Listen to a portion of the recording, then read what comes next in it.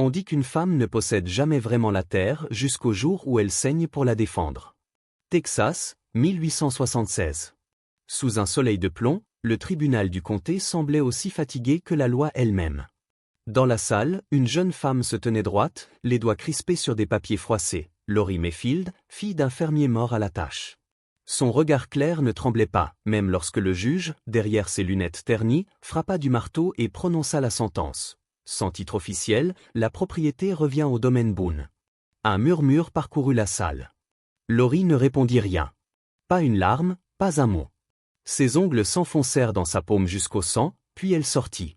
Le vent du désert soulevait la poussière, mais elle marchait droit, la tête haute.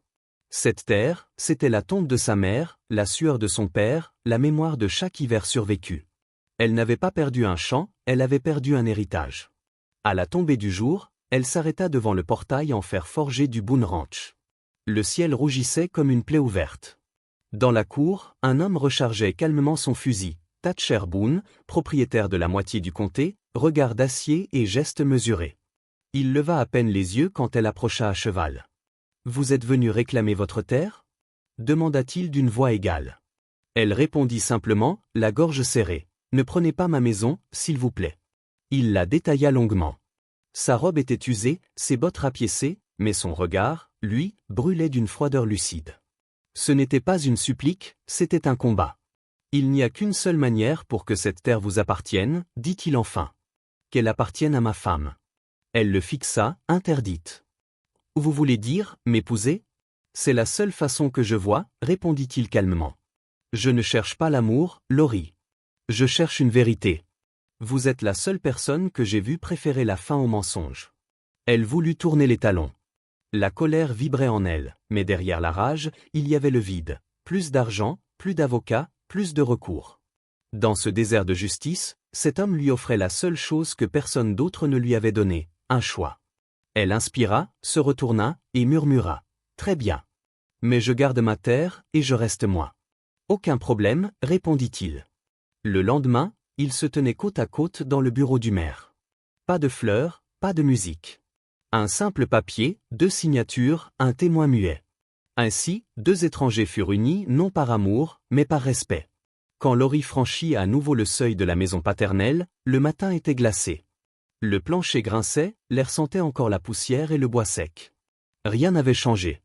Elle posa la main sur la porte, comme pour s'assurer que tout cela était réel. Elle avait épousé un homme qu'elle ne connaissait pas, uniquement pour préserver un morceau de mémoire. Pourtant, Thatcher avait tenu parole. Il avait rédigé un contrat séparé. La maison et les terres de Lori Mayfield demeureront un territoire distinct au sein du domaine Boone, sous sa gestion exclusive. Pas une dépendance. Pas une épouse soumise. Une gardienne. 2 jours plus tard, un homme apparut avec une mule et une caisse à outils. « Monsieur Boone m'envoie, dit-il en ôtant son chapeau. Le toit fuit et la cheminée penche. Je n'ai rien demandé, répondit Lori, les bras croisés. C'est dans le contrat, madame. Elle partit le trouver. Il se tenait sur son perron, impassible. Vous avez mis ça dans les termes ? Oui. Vous n'êtes plus seul. Elle répliqua, sèche. Je l'ai été pendant des années, et ça a failli tout vous coûter. Leurs regards se croisèrent. Aucun ne céda. Puis elle rentra sans claquer la porte. Les jours suivants, elle accepta seulement l'aide indispensable. Quand la cheminée s'effondra, elle la fit réparer. Quand la porte de la grange tomba, elle la laissa remettre. Mais les champs, les bêtes, la terre, c'était elle seule qui les travaillait. Les saisons, pensait-elle, ne pardonnent pas aux faibles, mais elles respectent les âmes obstinées. Chaque soir, en regardant le soleil s'enfoncer derrière les collines, elle se surprenait à penser à cet homme froid et sincère. Il ne lui devait rien, pourtant il avait choisi la justice plutôt que la facilité. Et quelque part entre la poussière et le silence, Lori comprit que ce mariage n'était peut-être pas une prison, mais le commencement d'un autre genre de liberté. On dit qu'un cœur peut se refermer comme une porte. Jusqu'à ce qu'une seule main, maladroite et sincère, ose la pousser sans frapper. Depuis le mariage, Lori traçait des limites invisibles, et Thatcher, à sa manière taciturne, les respectait. Jusqu'au jour du puits. Elle l'aperçut un matin, chemise trempée, manches retroussées, genoux dans la terre. Le soleil naissant faisait briller la sueur sur ses bras. Il creusait, seul, depuis l'aube. « Ce vieux puits s'assèche » dit-il sans la regarder. Vous avez besoin d'eau propre. Puis il abattit la pioche, la terre gémissant sous le choc. Laurie resta là, interdite. Voir cet homme, propriétaire d'un comté entier, creuser pour elle avait quelque chose d'irréel. Ce geste simple fissurait les murs qu'elle avait construits entre eux. À midi, l'air brûlait. Elle lui apporta un gobelet d'eau fraîche, prélevé à la source du ruisseau. Mais, en approchant du puits, la terre s'effondra sous sa botte. Un cri étouffé, un vertige. Avant même qu'elle n'ait le temps d'avoir peur, des bras puissants la saisirent. Le choc n'eut pas lieu. Son corps trouva refuge contre un torse chaud, solide. L'odeur de la poussière, du fer et de la sueur. Son souffle se coinça, leur visage si proche qu'elle sentit le sien trembler. « Vous allez bien » murmura-t-il. Elle hocha la tête. Il la souleva d'un geste sûr, la porta jusqu'à la maison. Ses doigts, en la déposant, restèrent un instant de trop. Ils ne dirent rien. Mais quand il s'éloigna, elle porta la main à sa poitrine, surprise par les battements désordonnés de son cœur. Cette nuit-là, elle ne dormit pas. Le vent sifflait sous les tuiles, et dehors, le puits, désormais plus profond, attendait. Mais ce n'était pas la peur qui la tenait éveillée, c'était la présence de cet homme qu'elle sentait encore dans l'air de la maison. Quelques jours plus tard, le ciel changea d'humeur. Le vent tourna, la pluie tomba d'un coup, violente, glaciale. Laurie était dans les champs, tentant de sauver les jeunes pousses de maïs. Son manteau imbibé, ses doigts gelés, elle continuait, attachant des bâches, tirant des cordes. L'eau montait, mordant ses bottes. Elle n'abandonna que lorsque ses mains ne lui obéirent plus. Le lendemain matin, Thatcher trouva la porte entr'ouverte. Le silence pesait. Il entra, appela son nom. Pas de réponse. Dans un coin, sous une couverture mince, Laurie tremblait, la peau brûlante, le souffle court. Il s'accroupit, posa la main sur son front fièvre. Il ne dit rien. Il ralluma le feu, fit bouillir de l'eau, chercha dans sa cuisine des herbes séchées, du thé, tout ce qui pouvait aider. Il resta. La nuit passa dans un mélange de veille et de gestes silencieux. Il lui fit boire une gorgée d'avoine tiède, essuya son front, réchauffa ses doigts entre les siens. Ses mains, habituées à la dureté du métal, semblaient soudain faites pour apaiser. La deuxième nuit, la fièvre redoubla. Laurie parlait dans son délire, murmurant des noms oubliés, son père, peut-être. Thatcher, assis sur la chaise à côté du lit, ne bougeait presque plus. Chaque fois qu'elle frissonnait, il ajoutait une bûche au poêle, humidifiait un linge, vérifiait son pouls. La lune inondait la pièce d'une lumière bleue. Il finit par s'endormir, la main posée sur la sienne. Laurie entr'ouvrit les yeux. À travers la brume de la fièvre, elle vit cet homme penché, endormi, ses doigts encore entrelacés aux siens. Ses lèvres tremblèrent. « Vous n'étiez pas censé vous soucier de moi. » Sans ouvrir les yeux, il répondit doucement. « Je ne l'avais pas prévu, mais je m'en soucie. » Rien d'autre. Le silence revint, plus doux. À l'aube, la lumière filtra entre les planches. L'odeur du bouillon emplissait la pièce.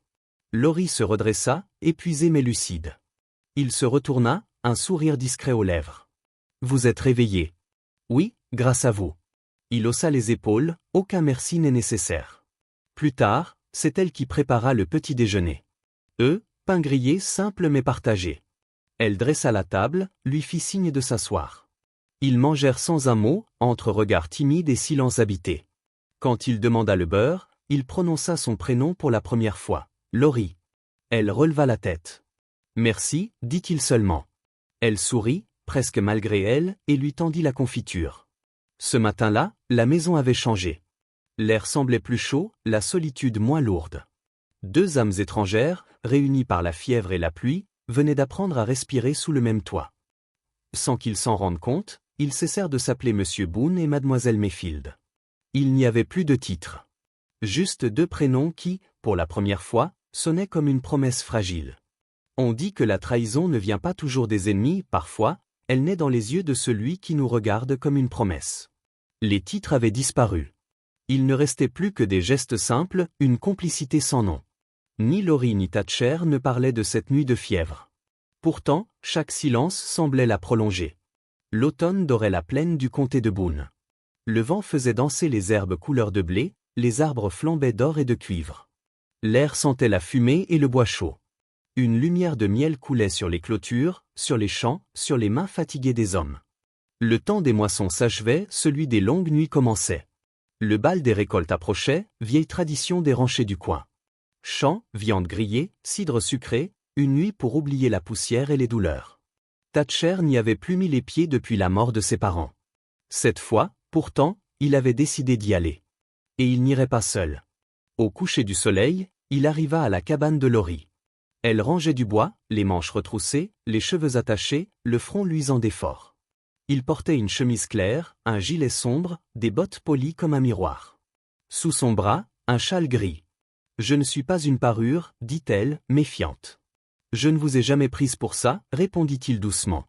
Il attendit, sans insister. Je veux juste que vous soyez à mes côtés ce soir. Rien de plus. Elle hésita. Puis, sans le regarder, saisit le châle. La grande maison brillait de lanternes. Des violons s'entrecroisaient au rire, les planches vibraient sous les bottes. L'odeur du cidre et du bœuf rôti emplissait l'air. Quand Thatcher entra, Laurie à son bras, le silence se fit un instant. Les regards se posèrent sur elle, certains bienveillants, d'autres acérés. Elle portait une robe bleue simple, ses bottes couvertes de poussière. Elle ne sourit pas. Elle se tenait droite, fière, sans chercher à plaire.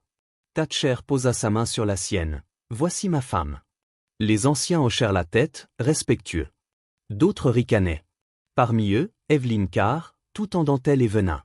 « Quel mariage pratique » murmura-t-elle avec un sourire aiguisé.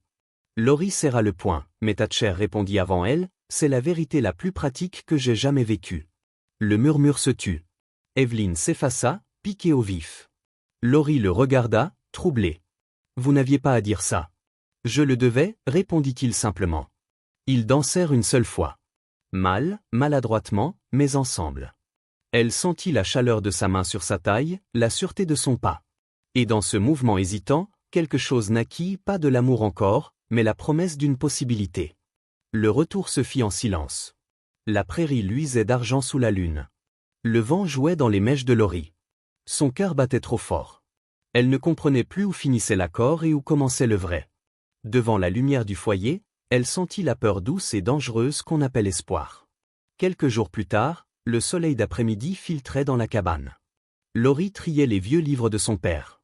Une odeur de papier et de bois flottait. En ouvrant un carnet usé, un pli de papier tomba au sol.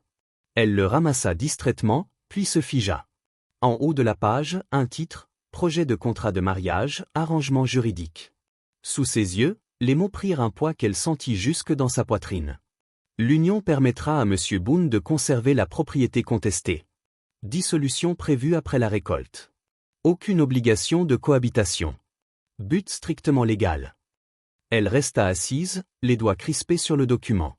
Le bruit du vent dehors semblait s'être arrêté. Ses yeux couraient sur les lignes, encore et encore, espérant lire autre chose. But strictement légal. Son souffle se coupa. Elle avait toujours su que leur union reposait sur un accord, elle n'était pas naïve. Mais elle s'était laissée tromper par les silences, par les gestes, par la main qui l'avait sauvée du puits, par le regard qui s'était adouci. Par cette illusion de chaleur qu'elle avait appelée confiance. Elle se leva lentement, le papier tremblant dans sa main. Le soleil déclinait, doré sur les murs. Elle aurait voulu crier, ou pleurer, ou casser quelque chose, mais rien ne vint. Le chagrin était trop calme, trop lourd. Elle relut encore la dernière phrase, comme pour s'assurer que la blessure était réelle. But strictement légal.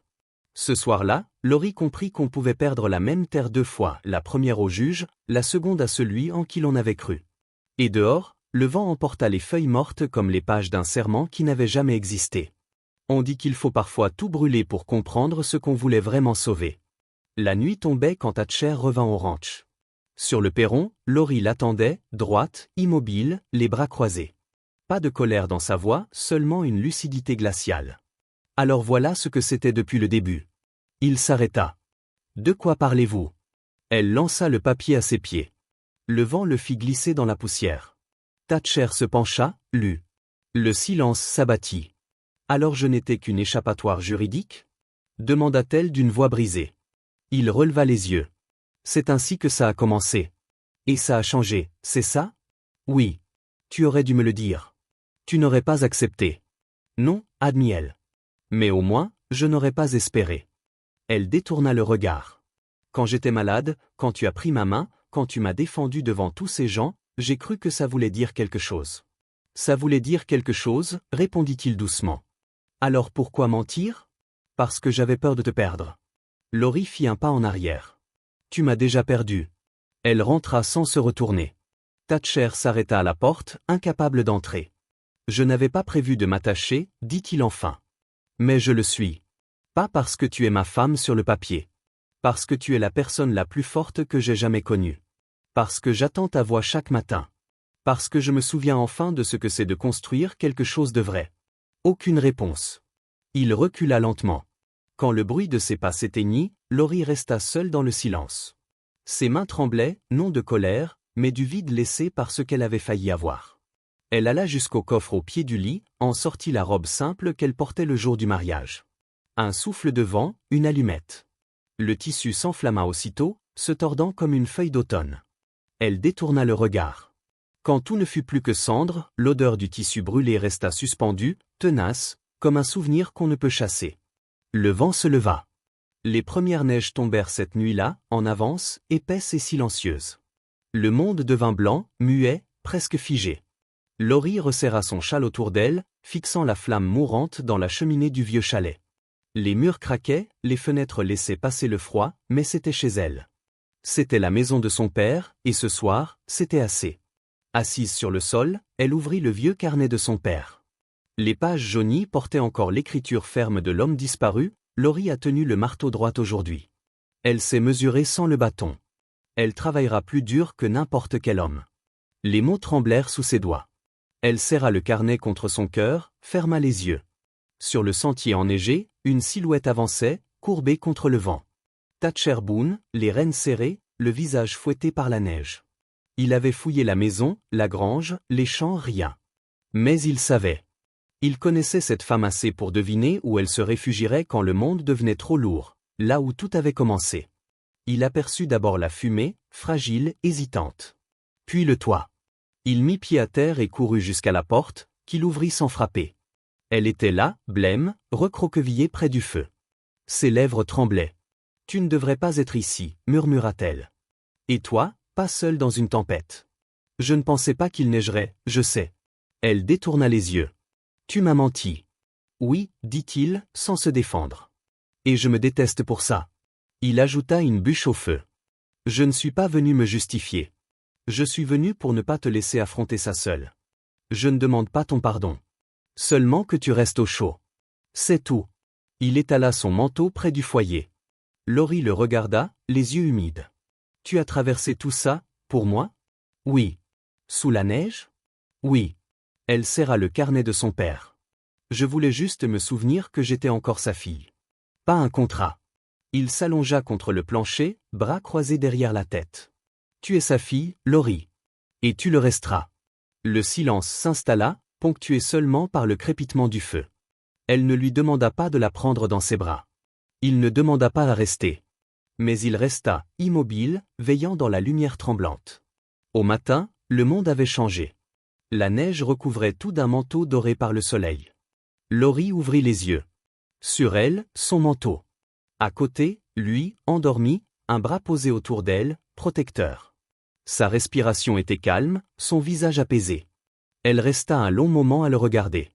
Puis, d'une voix basse, elle murmura « Je ne veux plus de cette terre ». Il ouvrit les yeux. « Qu'est-ce que tu veux, alors ?» Elle sourit, un sourire fatigué mais vrai. « Ce qui pousse dessus. Avec toi. » On dit que certaines promesses ne se signent pas, elles se plantent dans la terre, et elles repoussent chaque printemps. Ils redescendirent vers la vallée avant midi. La neige fondait déjà, laissant apparaître la terre sombre et mouillée, lourde d'avenir. Laurie ne parla presque pas. Ce soir-là pourtant, elle sortit de la maison de son père avec une boîte dans les bras, qu'elle déposa devant le porche du ranch Boone. Le lendemain, un autre objet, une couverture, puis un pot de confiture, les outils paternels. À la fin de la semaine, sa bêche reposait contre la selle de Thatcher, son châle pendait près de son manteau. Leurs respirations se mêlaient, chaque matin, autour du même feu. Personne n'avait prononcé le mot emménager. Mais chaque planche qui craquait, chaque repas partagé, chaque tasse passée de main en main en disait davantage que n'importe quelle déclaration. Un soir, quand la maison ne vibrait plus que du souffle des braises, Thatcher se leva, monta sur une chaise et décrocha une petite boîte en bois posée au-dessus de la cheminée. Laurie le regarda sans parler. Il s'agenouilla devant elle. Je t'ai déjà demandé une fois, dit-il d'une voix basse, avec des papiers et des signatures. Mais cette fois, c'est différent. Il ouvrit la boîte. À l'intérieur, une bague d'argent, simple, forgée à la main, un peu irrégulière. Pas de tribunal, pas de contrat. Juste nous. Il prit sa main. Veux-tu être ma femme? Pas en non, mais en chaque lever de soleil après celui-ci. Laurie sentit sa gorge se serrer. Elle regarda la bague, puis l'homme devant elle, celui qui avait creusé un puits pour elle, traversé une tempête pour la retrouver, veillé son sommeil sans promesse à tenir. Elle hocha la tête, les larmes aux yeux. Oui. En chaque lever de soleil. Il passa la bague à son doigt. Elle n'était pas parfaite, mais elle lui allait comme faite pour elle. Elle posa son front contre le sien. Aucune parole de plus. Le feu crépita derrière eux, le vent s'était apaisé. Deux âmes qui s'étaient unies d'abord par nécessité venaient de se choisir, librement, cette fois. Les saisons passèrent. Le soleil couchant peignait de dorer les champs mûrs de blé et de maïs. Laurie Boone se tenait au centre de la moisson, manches retroussées, voix claire au milieu des ouvriers. Elle donnait des ordres, vérifiait les charrettes, goûtait le grain. Elle marchait la tête haute, les bottes couvertes de boue, le visage illuminé par cette fierté tranquille qu'ont ceux qui appartiennent vraiment à la terre. Au bord du champ, Thatcher observait. Dans ses bras, un petit garçon riait en voyant passer un cheval. L'enfant avait les yeux du père et la bouche ferme de la mère. Il portait le nom d'un homme qu'il ne connaîtrait jamais, Elias, comme le père de Laurie. « Dis bonjour à ta maman, Elias » murmura Thatcher en embrassant sa joue. Les ouvriers saluaient au loin, Madame Boone.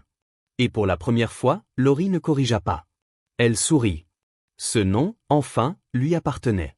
Le soir venu, la grange s'illumina de lanternes. Les tables croulaient sous le pain de maïs, le ragoût, les tartes et le cidre mousseux. Les violons chantaient, les rires montaient. Thatcher jouait quelques accords sur une vieille guitare. Laurie, debout près du mur, lut un poème, celui que sa mère récitait autrefois. Sa voix, claire et grave, emplit la grange. Quand elle s'interrompit, le silence fut doux avant que les applaudissements n'éclatent. Plus tard, quand la musique se tut, ils montèrent tous deux sur le toit du porche. Les jambes pendantes, ils regardaient les champs ondulés sous la pleine lune. Laurie posa la tête sur son épaule. « Je t'ai supplié de me laisser garder ma maison, dit-elle doucement. Il tourna la tête vers elle. « Et moi, je t'en ai donné une autre. » Elle posa sa main sur la sienne. « Oui, murmura-t-elle. Une maison qui respire. » Dans le berceau, à l'intérieur, Elias remua et poussa un soupir apaisé.